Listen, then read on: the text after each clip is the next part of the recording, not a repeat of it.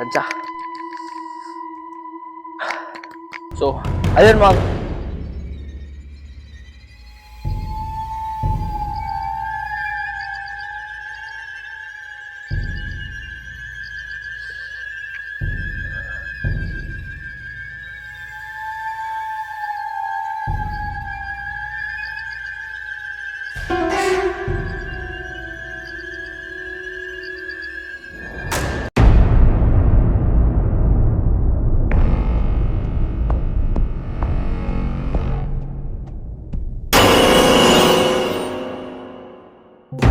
Hello mga kuya, so magandang umaga sa inyong lahat no. So nandito pala tayo ngayon mga kuya sa field 32. So ang lugar na pala ito mga kuya ay may nagpaparamdam daw o may kababalaghan ng isang puno dito mga kuya. Sa isa sa mga puno niyang mga kuya ay meron daw nagmumulto o may nagpapakita mga kuya na isang kababalaghan o tinatawag nating engkanto. So puntahan natin yan ngayong araw mga kuya. So araw ito ng December 25 Kung natin, sasakyan natin nandun. So tapos meron pang mga tao dun mga kuya. Ayun sila nagdala sila ng baka. So puntahan natin mga kuya. Pasok na tayo. So grabe, ito pala yung daan dito nila mga kuya no. So ngayong araw pala mga kuya ay ako lang nag-iisa dito no, na pumunta. So wala yung mga kasama ko. Grabe, hanip talaga tong pinya nila dito mga kuya. Noong nakarang araw mga kuya ay nandito ako. Dito ako pumunta. May nakapagsabi sa akin mga kuya na aming kapitbahay na meron daw isang puno dito na misteryoso na may napapakita daw. Kahit ngayong umaga nagpapakita. At syempre kapag gabi rin mga kuya. Kaya ngayong araw pinuntahan ko ito para i-sure ko mga kuya kung meron bang nagpaparamdam o meron bang nagmumulto dito mga kuya o engkanto na napapakita. Kasi tatlo lang yung nasa isip ko mga kuya. May nagmumulto, tapos may nagpapakita babae na ginahasa, and engkanto. So yan tatlo mga kuya ang nasa utak ko. Para malinawan yung utak ko mga kuya, pinuntahan ko itong lugar na ito ngayong araw. So ayun, kung makikita natin yan mga kuya, maraming puno talaga. Tapos meron pang ilog sa ibaba. Hindi ko ma-explain mga kuya yung kaba ko, kasi sobrang kaba ng dibdib ko mga kuya. Pasukin na natin ang loob ng gubat. Tara, let's go. Sabi talaga mga kuya dito, kung sa makikita natin mga kuya grabe talaga ang pressure ng kaba ng dibdib ko mga kuya. Sobrang kaba. So ngayon ang gagawin natin ngayon mga kuya ay pasukin itong loob ng gubat na ito. So ito pala yung loob ng gubat mga kuya. Ayan mga kuya oh. So kita natin mga kuya na may ilog doon. Grabe pressure ko dito. Marami pa namang mga puno dito mga kuya. So tara, pasukin natin.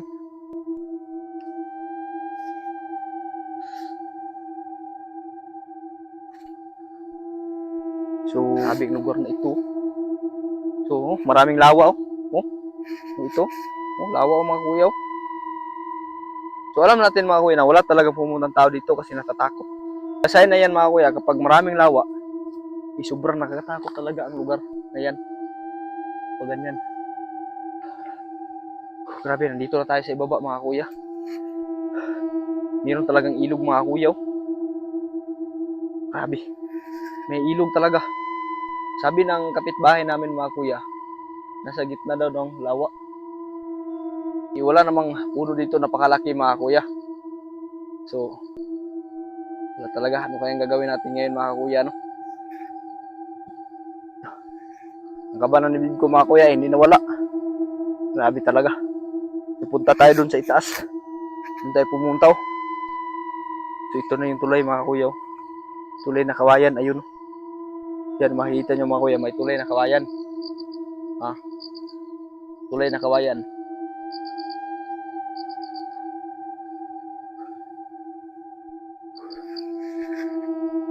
Takot talaga. Ay, yung kaba ng dibdib ko ayaw na mawala. Grabe. Nandito na tayo sa loob ng gubat.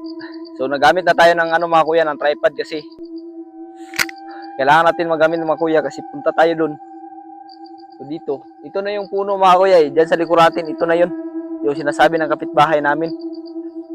So grabe mga kuya, malaki pala yung puno na ito. So ang gubat na pala ito mga kuya ay walang katao-tao, walang kabahay-bahay. Okay bali mga kuya eh, abandonado na ang lugar na ito mga kuya. Sobrang nakatakot talaga mga kuya eh. Grabe ka ba ng dibdib ko mga kuya, grabe gumaganon talaga oh. Doon pa lang kanina mga kuya sa itaas. Grabe ang tagkaba ng dibdib ko ano. Batansya. So, ayun mga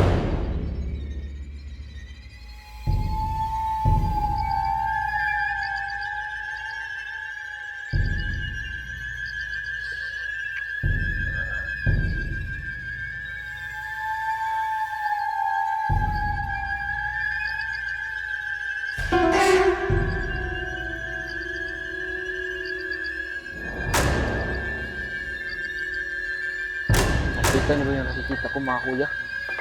Yung nakakaitan kanina. Andyan mga kuya eh. May napatayo dyan kanina. Tsaka nawala.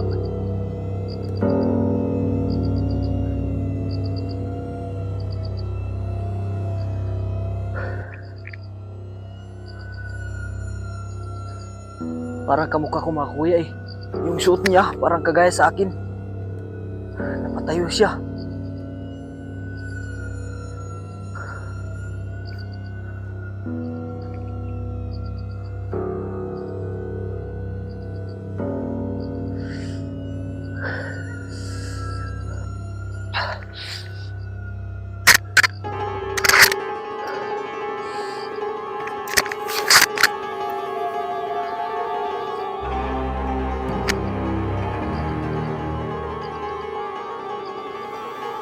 Bigla na siyang nawala mga kuya, yung parang pag ganyan mo, wala siya agad. Grabe. Grabe, nakakatakot yun ah.